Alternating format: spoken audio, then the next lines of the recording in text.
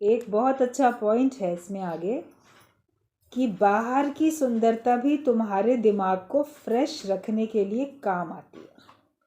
सुंदरता देखो तो बुराई देखना कम हो जाएगा। जो बाहर की भी सुंदरता है वो आपके माइंड को फ्रेश रखने के लिए काम में आती है।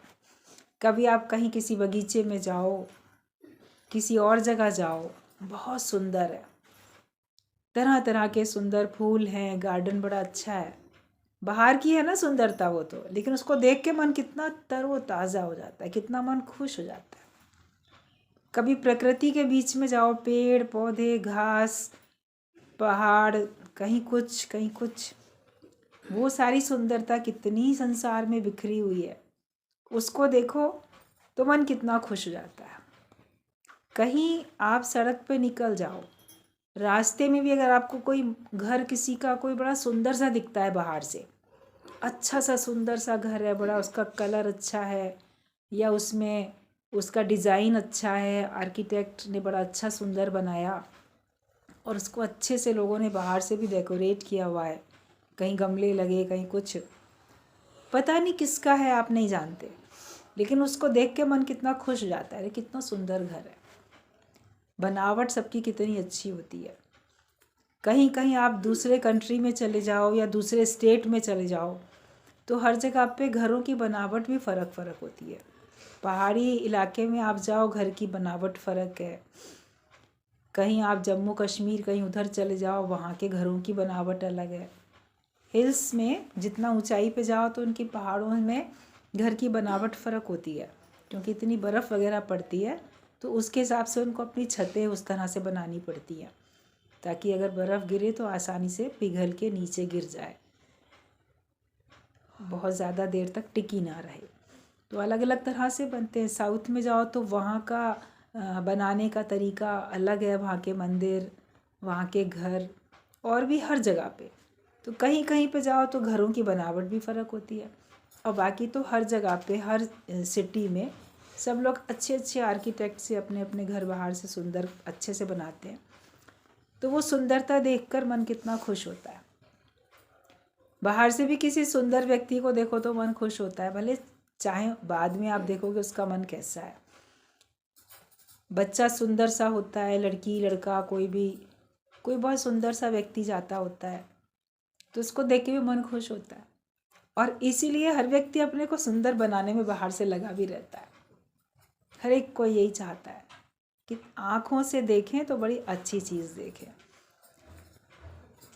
बाहर की परमात्मा ने शरीर की सुंदरता जैसी भी भगवान ने बनाई, मगर उसमें आप अपने आप से उसको और अच्छा बना पाते हो, तो आप उसको अच्छा बनाने में लग जाते हो, क्योंकि इससे आपका अपना मन भी खुश होता है, दूसरे का मन भी खुश होता है। तो ये नहीं कि मन की अंदर की सुंदरता ही काउंट करती है, बाहर की नहीं करती है, बाहर की भी बहुत काउंट करती है, लेकिन उसके साथ साथ आपके मन की सुंदरता ज़रूरी है।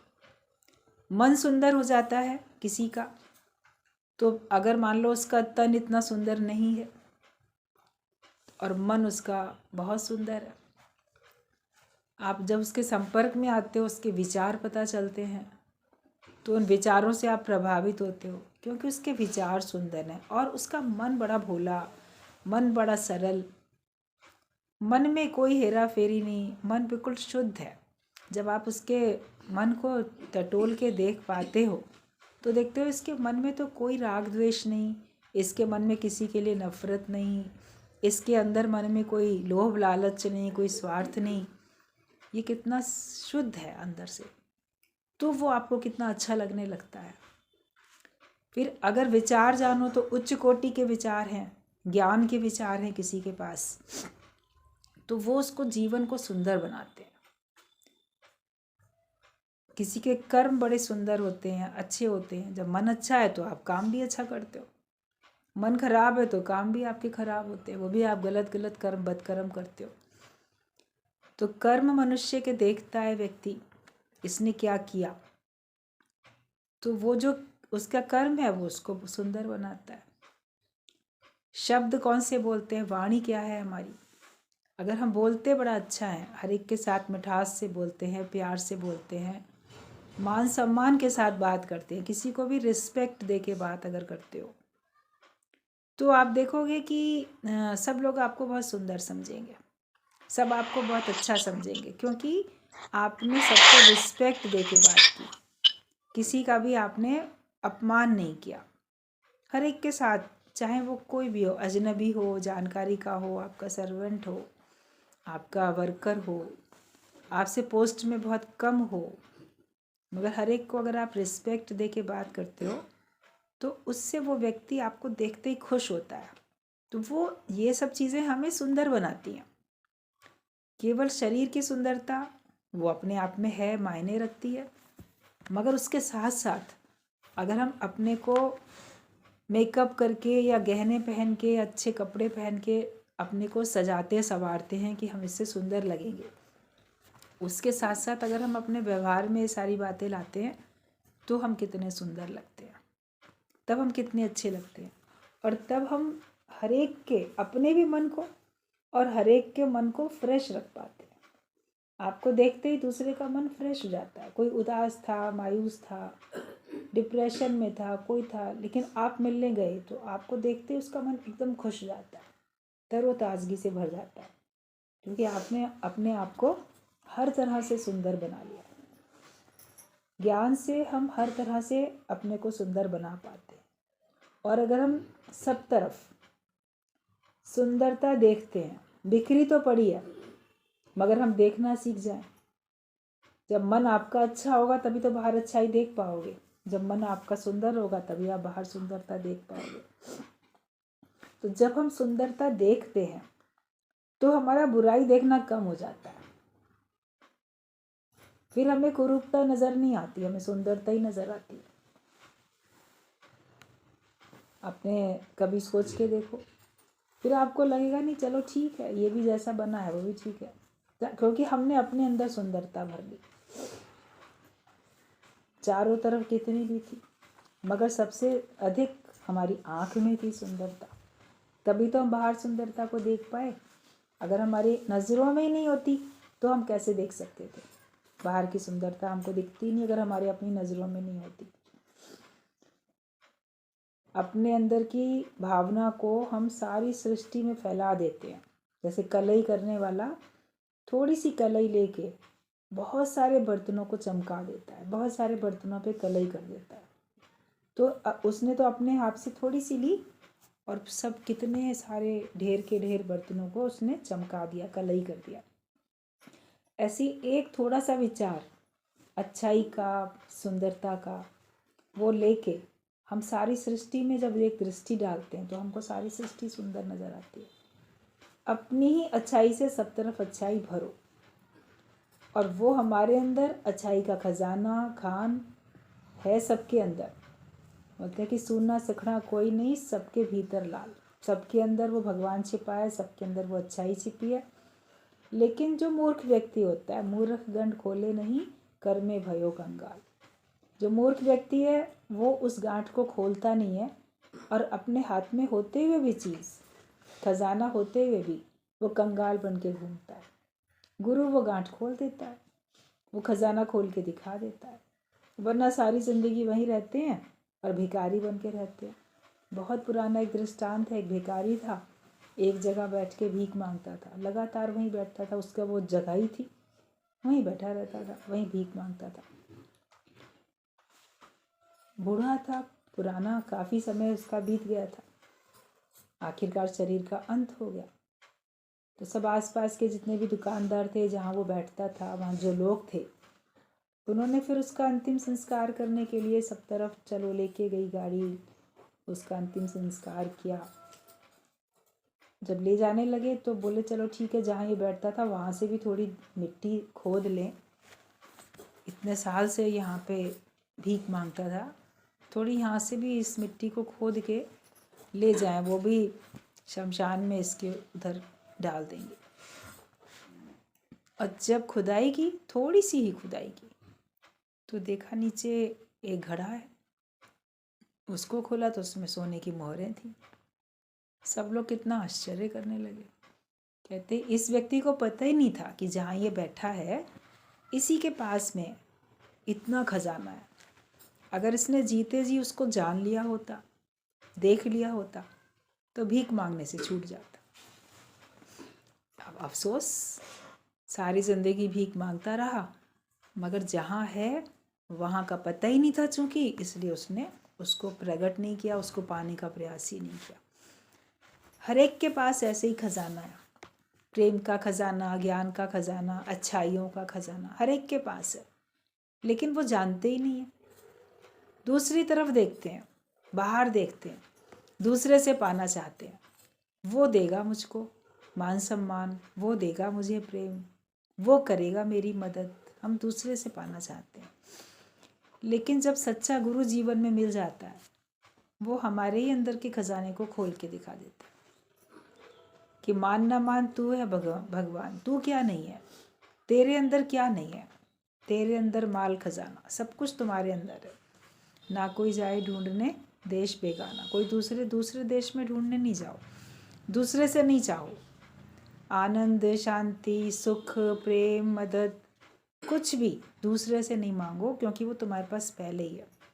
अपने को खोलो, खजाने को खोलो।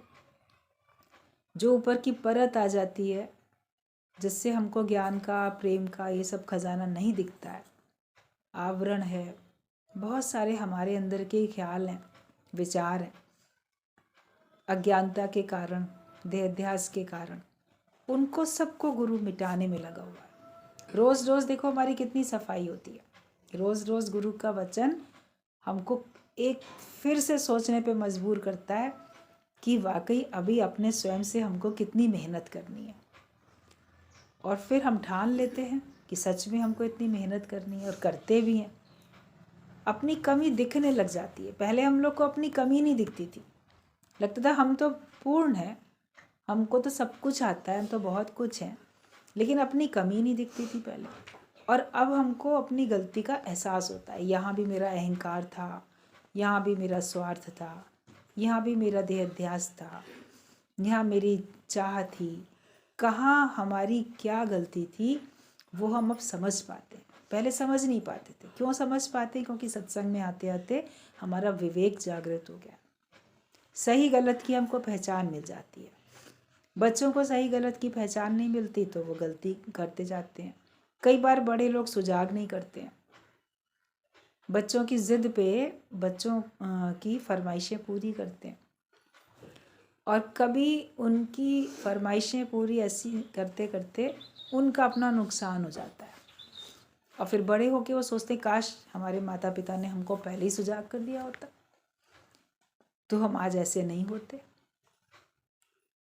फिर वो सचमुच में सोचते हैं कि उनको ऐसे करना चाहिए था।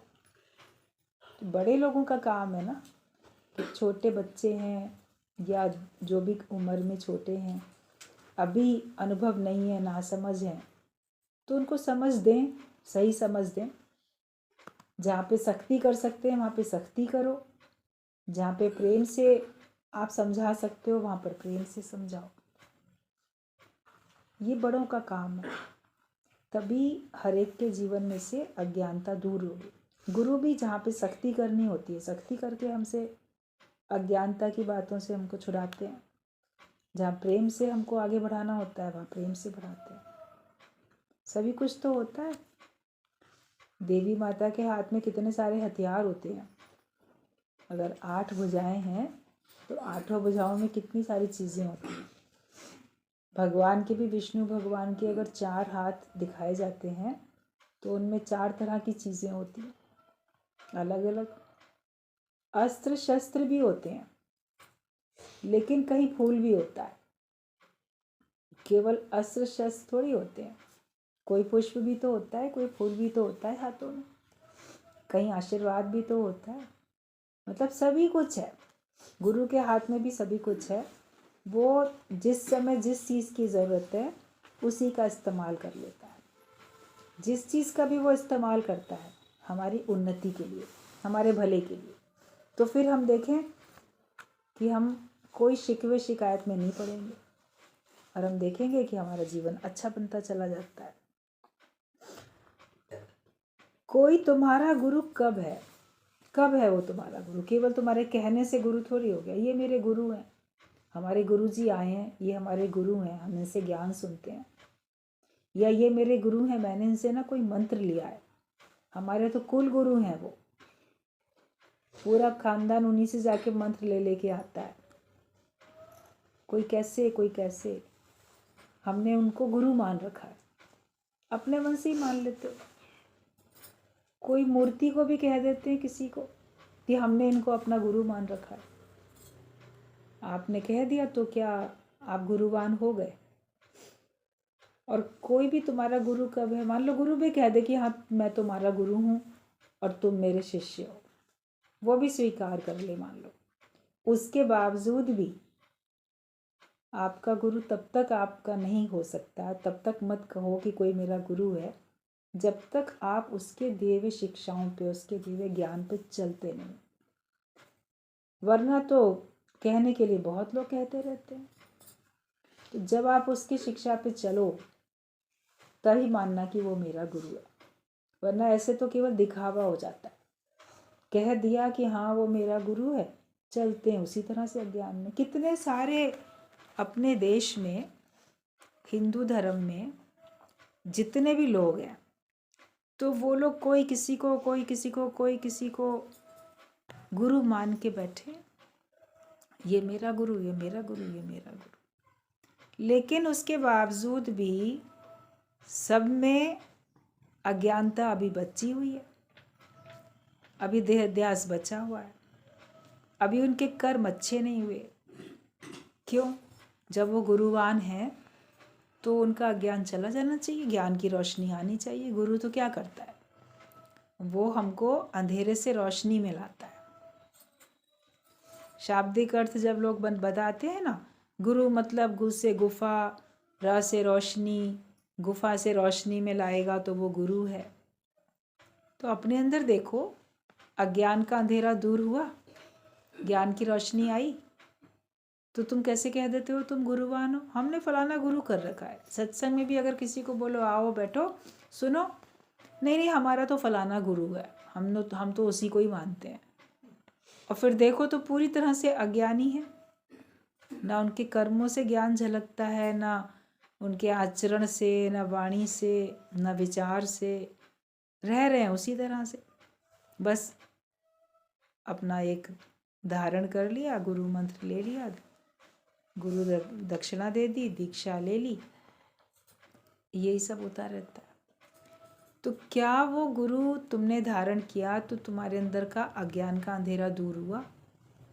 और जब तक अंधेरे से रोशनी में नहीं आए तो गुरु कहाँ किया तुमने? तुमको गुरु कहाँ मिला? कहो मत मैं गुरुवान हूँ, कहने की ज़रूरत नहीं है, आपकी रहनी से दिखना चाहिए कि आप गुरुवान हो। आपको देखकर, आपके संपर्क में आके लोग अपने आप पूछें क्या आप कहीं किसी सत्संग में जाते हो, क्या आपका कोई गुरु है? अपने आप कोई पूछे ना। आपकी रहनी जब होगी तो कोई पूछेंगे कि इतनी अच्छी रहनी, इतना अच्छा तौर तरीका, उठने का, बैठने का, बोलने चालने का, कार्य करने का इतना सुंदर तरीका है, ये साधारण आम जनता में से कोई नहीं कर सकता, कोई विरला ही कर सकता है। लोगों को पता है कि हर एक कोई नहीं कर सकता। अपने आचरण से, अपनी रहनी से गुरु को प्रकट करो, ज्ञान को प्रकट करो। और ज्ञान का दीपक मन मंदिर में हर वक्त जलाना पड़ता है, हर समय। ये नहीं कि दिखाने के लिए अभी मैं गुरु हूँ, गुरुवान हूँ, ज्ञानवान हूँ, मुझे साधों में सन्मुख, पंचों में पूरे। संसार में बैठे तो संसार की बातें करने लग जाते हैं। आप रिश्तेदारों के बीच में जाओ, वो तो अज्ञानी लोग हैं, वो तो बात करेंगे ही करेंगे, मगर आप ज्ञान से ही जवाब दो, आप प्रेम से मुस्कुरा के जवाब दो। आप अज्ञानता की बातों में हमें यहाँ नहीं मिला, उनकी बातों का आप तो ज्ञान से ही जवाब दो, तब वो जानेंगे कि आप सत्संग में जाते हो। तो यही बताया गया कि कोई तुम्हारा गुरु कब है? जब वचनों को माना तभी समझना कि हमने उसको गुरु माना। जब उसके वचनों को मानोगे तभी समझो कि हमने उनको गुरु माना है। गुरु के ऊंचे आदर्श को तुम छू लो, इतने ऊंचे खुद भी बन जाओ। बहुत ऊंचा आदर्श है गुरु का, उसको हम छू सके, मतलब हम भी उतने ऊंचे उठ सके। किसी ऊंची चीज़ को टच करने के लिए आपको भी तो ऊंचा उठना पड़ता है। कभी मंदिर में जाते हैं बच्चे ना, घंटे बजाना चाहते हैं, घंटियाँ लगी होती हैं, मगर बच्चे छोटे होते हैं या जिसकी लंबाई छोटी होती है उसका हाथ नहीं जाता, तो दूसरे लोग बच्चे को ऐसे उठा के गोद में ऊंचा इतना उठा के उससे घंटी बजवा देते हैं। उसका भी हाथ चला जाता है, वो भी टच कर लेता है, टनटना देता है घंटी को मंदिर की, बड़ा खुश होता है। तो अगर हम गुरु का ऊंचा आदर्श छूना भी चाहते हैं तो हमें भी तो उतना ऊंचा उठना पड़ेगा, तभी उसको जान भी सकेंगे। ए वर्ड ऊंचा होवे कोई, तिस ऊंचे को जाने सो। अपनी उन्नति पे ध्यान दो, अपने अंदर रहे मन में एकदम आनंद और शांति, एकदम स्थिरता, और फिर यही आनंद, यही शांति, यही स्थिरता आप सब में भरते चले जाओ। सबको अपने ज्ञान से प्रभावित भी करो और प्रकाशित भी करो। आपसे लोग प्रभावित हो, इतना अच्छा आपका आचरण हो, व्यवहार हो, और आपके पास इतना अच्छा ब्रह्म ज्ञान हो, तो उससे आप उसको अंदर प्रकाशित करो, उसके अंदर के अंधेरे को दूर करो।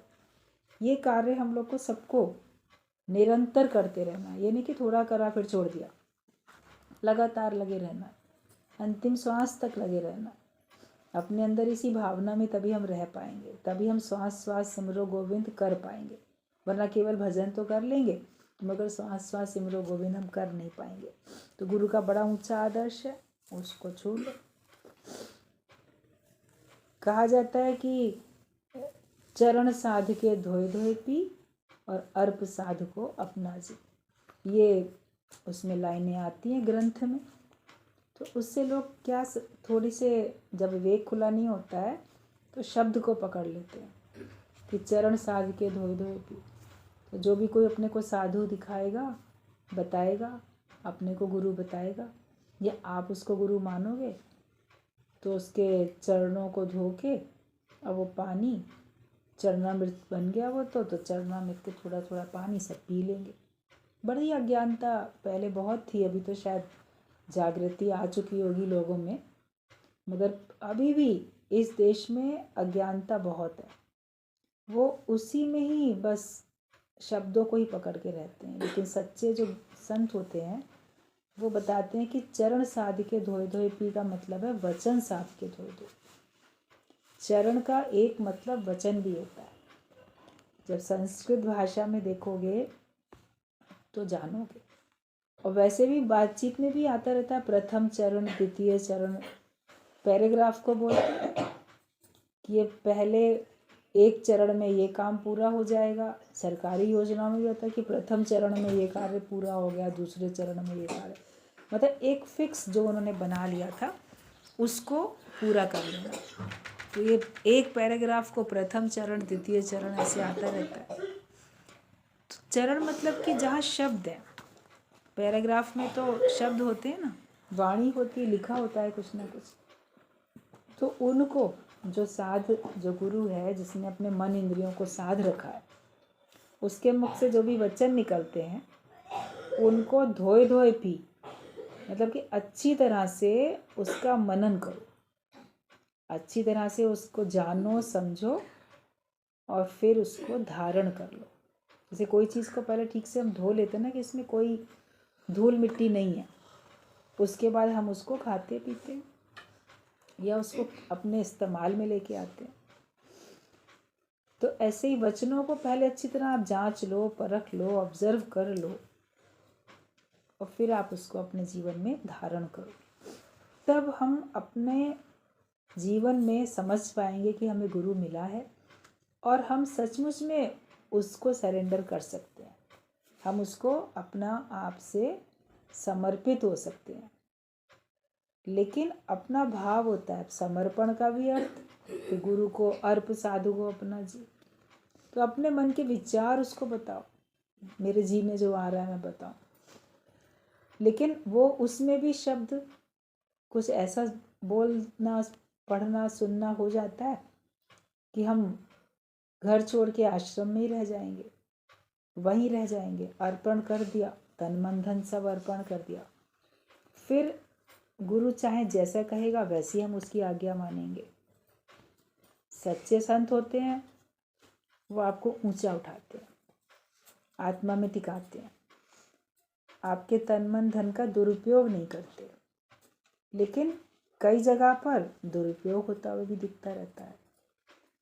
कई आश्रम में किसी के तन का दुरुपयोग होता है, किसी के मन का होता है, फिर धन का दुरुपयोग होता है। आप तो अच्छे भावना से दान देकर आओगे, दक्षिणा दे के आओगे, दान पेटी में डाल के आओगे, डोनेशन गुरु को किसी भी कारण से दे के आओगे। अगर वहाँ पे उसका दुरुपयोग हुआ तो आपको पता नहीं। ये तो इसी भावना से देते हो ना कि सदुपयोग होएगा, कि अच्छे व्यक्ति के हाथ में धन जाएगा, वो अच्छे कार्य में लगाएगा। इसीलिए दिया जाता है कि हमारी पहुंच बहुत सारे अच्छे कामों के लिए नहीं होती है, तो हमने गुरु को दे दिया तो ये इससे अच्छे अच्छे कार्य करेगा। वो अच्छे कार्य करता हुआ दिखता भी है।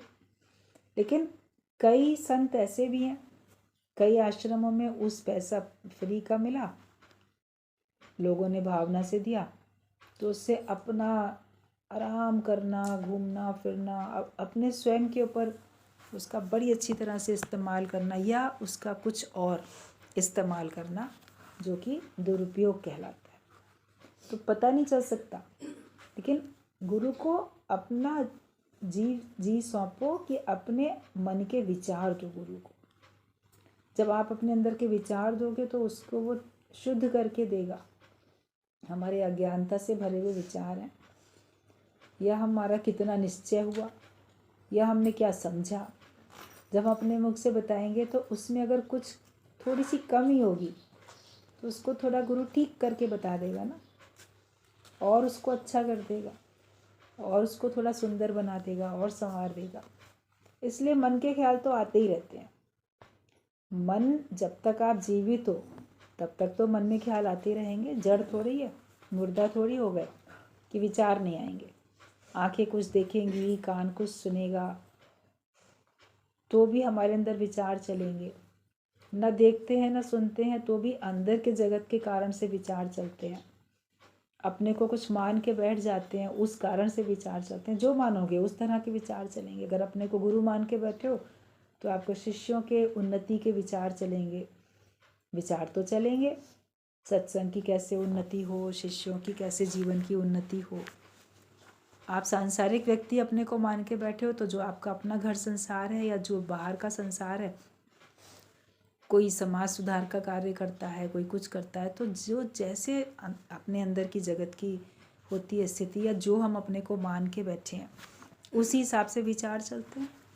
कोई अगर डॉक्टर है तो उसको पेशेंट के विचार चलेंगे, ऐसा थोड़ी कि विचार नहीं चलेंगे। दुकानदार है, उसको अपना वस्तुएं क्या हैं, अभी बिकी कि नहीं बिकी, इसको ठीक कर लें, दुकान अपनी सही कर लें, सुंदर बना लें। ग्राहकों का विचार चलेगा, आए नहीं आए, अच्छा है। तो ये सब ख्याल चलते ही रहते हैं। जिस तरह का काम है और उस काम के कारण से आपने जो अपने को मान रखा है, उस हिसाब से विचार चलते हैं। जो अपने को कुछ भी नहीं मानता है और कहीं पर भी अटकता नहीं है तो उसको विचार नहीं चलते हैं। लेकिन जीवित हो जब तक, कार्य तो आपसे होता ही रहेगा, तो कार्य के अनुसार विचार चलता है। मगर उस विचार को ज्ञानी अपने अंदर स्थायी रूप से बसा नहीं लेता। बाकी लोग उसको हमेशा के लिए विचार स्थायी रूप से बसा लेते हैं, उसमें ऐसे टिक होती है, अटक जाते हैं, फिर उसी विचारों में रहते हैं। ज्ञानी बाहर से कार्य करता हुआ दिखता भी है, मगर वो अपने अंदर से अपने स्वरूप में रहता है। ये आर्ट सीखो कि कर्म होता रहे, कार्य होता रहे। जिस कार्य में भी आप लगे हो, चाहे सत्संग के कार्य में लगे हो या किसी और कार्य में, वो होते भी रहें, लेकिन निर्लिप्त भाव से हो, निष्काम भाव से, बिल्कुल निर्लिप्त भाव से हो कि करने वाला कुछ और है। उस समय पक्का अंदर से रखो, करन करावा नापे आप, मानुष के कुछ नहीं हाथ, कि सब भगवान ही कर रहे हैं, शक्ति उन्हीं की दी हुई है। उनकी शक्ति दी हुई ना हो तो हम कभी भी कोई कार्य कर नहीं सकते। जब इस तरह से आप काम करोगे तो आप मुक्त हो जाओगे, नहीं तो फिर जन्म मरण के चक्कर में मनुष्य आता रहता है। आए तो है मुक्त होने के लिए, आवागमन के चक्कर से छूटने के लिए, मगर उसके लिए मेहनत करनी है कि आया ख्याल मगर वो टिके नहीं हमारे अंदर। उसके हिसाब से कार्य हो गया तो ठीक है, नहीं हुआ तो भगवान की मर्जी, होगा हमारे द्वारा तो हो जाएगा। एक विचार अगर टिक जाता है वो गलत है। बाकी आने जाने की बाज़ार में सब बैठे हैं, शरीर भी आने जाने की बाज़ार में आएगा जाएगा, मन भी, उसमें भी ख्याल आएंगे और जाएंगे, मगर जैसे हवा का झोंका आया और चला गया। अटको नहीं किसी में भी, किसी विचार को हम अपने अंदर में स्थान ना दे दें। गुरु को अपने जीवन में से हाय हाय देके वाह वाह ले लो। जो बहुत हाय हाय करते रहते हैं ना, अरे ये परेशानी वो परेशानी, हाय क्या होगा, क्या करें, बड़ी दिक्कत है, बड़ी परेशानी है, मन उलझा रहता है। तो गुरु के पास आओ, सच्चे गुरु के पास। कोई सोचता है कि कुछ अर्पण करें, कुछ फल, कोई मिठाई, कोई धन दौलत कुछ तो दें, मगर अपने अंदर की जो हाया है, जो कलेश जिस बात से होता था, वो बात, वो विचार, वो जो भी समस्या थी, वो गुरु को बताओ तो आपका मन खाली हो जाएगा। वरना वो तो अंदर चल ही रहा है, ऊपर से आप कितना भी सुनो, बैठो, आओ जाओ, तो अंदर परेशानी चलती रहती है। अंदर की परेशानी दूर होनी चाहिए, तो वो हम गुरु को दे दें। अपने जीवन में जो हाय हाय थी वो दे दो, और गुरु से हम ज्ञान के विचार लेके जाएंगे तो वो वाह वाह के विचार होंगे। हर बात में वाह वाह करोगे, अरे वाह बहुत अच्छा, बहुत बढ़िया, ये भी वाह वाह, वो भी वाह वाह। अच्छा हो जाए तो वाह वाह, बुरा हो जाए तो वाह वाह, कुछ मिल जाए तो बहुत वाह वाह, चला जाए तो भी बहुत वाह वाह। क्योंकि हम आने जाने में खुद ही हैं शरीर रूप से, और माया भी आने जाने वाली है, टिकने वाली कुछ भी नहीं है। बस मैं जो अपने को अगर उस स्थिति में ले आऊँ, ब्रह्म की स्थिति में, आत्मा की स्थिति में, तो मैं स्थिर हूँ। स्थिर पॉइंट को पकड़ लिया तो हम स्थिर हैं। वरना हम हिलती हुई कोई भी चीज़ है, झूला या कुछ और है जो चल रहा है, तो आप भी तो उसमें चल रहे हो, आप भी तो उसमें हिल रहे हो। सहारा एक भगवान का लेके बैठो, ज्ञान का सहारा लोग लेके बैठेंगे तो हमारे अंदर से वाहवाही निकलेगी। शिकवा शिकायत नहीं निकलेगा, हमेशा वाहवाही निकलेगी। अपने को हमेशा भगवान के साथ महसूस करो। एक दृष्टांत है कि मतलब एक प्रसंग है कि जिस वक्त महाभारत का युद्ध हो रहा था, भीष्म ने प्रतिज्ञा की कि पांडवों का मैं कल वध करूंगा। अब सब लोग बड़े परेशान, भाई भीष्म को तो इच्छा मृत्यु का वरदान मिला है, उनको तो कोई मार ही नहीं सकता है, और वो इतने वीर हैं योद्धा, तो वो तो जो कह रहे हैं तो कर भी लेंगे। मगर देखा भगवान कृष्ण आए जब अर्जुन के उसमें टेंट में, तो देखा अर्जुन बड़े आराम से सोया पड़ा था। उठाया, अर्जुन ऐसी ऐसी प्रतिज्ञा की है, तुम्हें भय नहीं लग रहा? तुम तो बड़े आराम से निश्चिंत सोते हुए दिख रहे हो। तो अर्जुन ने भगवान कृष्ण को बड़ा अच्छा उत्तर दिया। उसने कहा कि जब मेरे रक्षक आप जाग रहे हैं तो मुझे चिंता करने की क्या ज़रूरत है? भाई मेरी चिंता हरि करे, मुझे ना चिंता कोई। मैंने तो आपको सारा भार सौंप दिया है, और आप मेरे रक्षक हैं, तो फिर मुझे किस बात की चिंता? तो भगवान तो मुस्कुरा दिए, बोले सही बात है, तुमने पूरा समर्पण जब कर ही रखा है तो तुम्हारे लिए तो तुम खुद नहीं सोचोगे, तुम्हारे लिए मैं ही सोचूंगा। भगवान तो चले गए, अर्जुन आराम से फिर सो गया। तब भगवान ने द्रौपदी को लेके, सहारा लेके, पूरी प्रसंग है महाभारत का, जब आप लोग कभी पढ़ते हो, कैसे उसको पूरा ऐसे जाके भगवान ने भीष्म से चरण स्पर्श करा के आशीर्वाद दिलवा दिया। वो चेहरा नहीं देख पाए थे, एकदम से बिल्कुल आके झुक गई, और वो देख रहे बहुत सजी धजी कोई सुहागन स्त्री है, मांग का सिंदूर दिख रहा है, हाथों की सब चूड़ियाँ ये सब दिख रही हैं, चेहरा नहीं देख पाए। तो ऐसे कोई सुहागन स्त्री कभी चरण स्पर्श करती है तो मुख से क्या निकला, भी सदा सुहागन रहो। तो भीष्म के मुख से भी निकला सदा सुहागन रहो। फिर वो बोली, खड़ी हुई तो मुंह उठाया तो बोले, अरे ये तो द्रौपदी है। तो द्रौपदी कहने लगी, मेरे तो वो 5 ही पति हैं, उनमें से किसी एक की भी मृत्यु होगी तब तो मैं विधवा ही हो जाऊंगी ना। तो आपने सदा सुहागन का मुझे आशीर्वाद दे दिया, तो ये आशीर्वाद की लाज भी आप ही रखेंगे।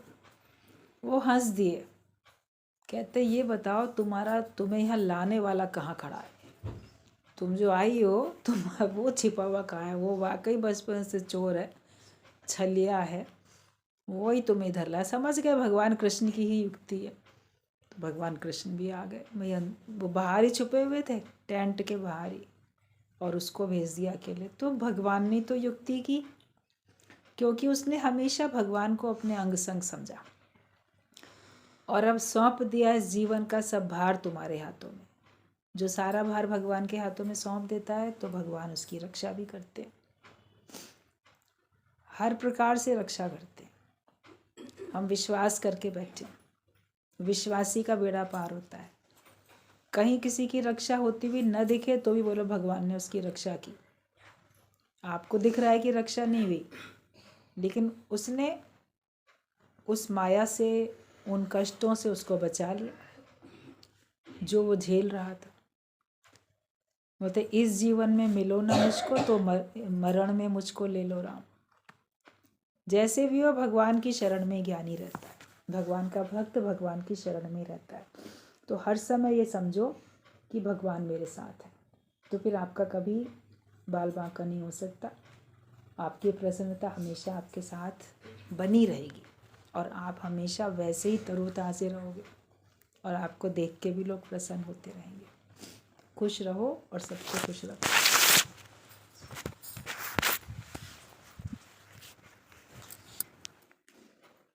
क्या बता रहे हो आप लोग?